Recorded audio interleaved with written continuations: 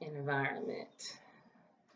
So, one of the things that I don't necessarily like about the public schools is all the obstacles that we have to taking our students out on field trips. So much has to go into planning a field trip. A lot of the students don't necessarily have the money needed, to attend the field trip.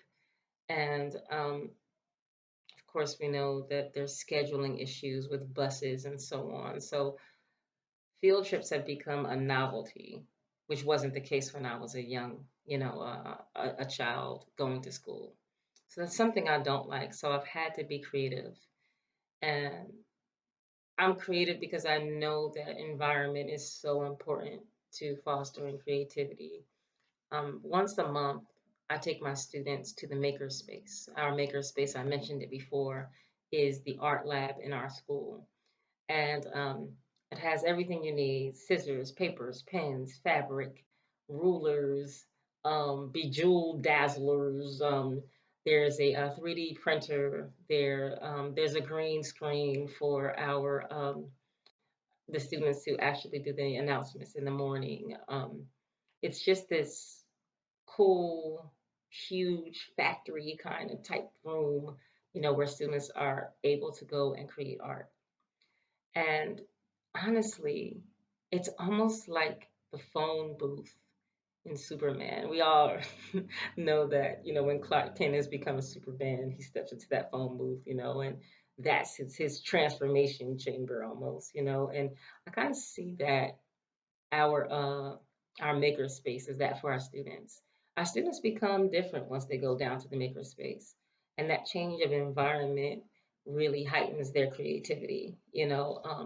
Students who don't necessarily feel comfortable being artists, and they would often come to me, kind of hesitant about whatever I designed for us to do in the maker space.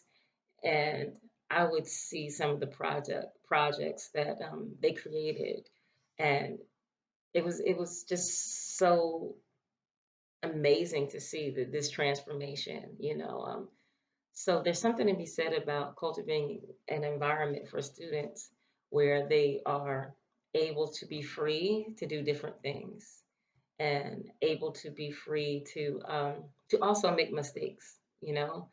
I always tell my students that it's okay to make mistakes. In fact, I encourage making mistakes. And that's another thing that doesn't speak to physical environment, but it does speak to the environment, you know, specifically a culture of a class, because that's also environment as well. Environment is not just place, it's also a mood. It's the culture that you create.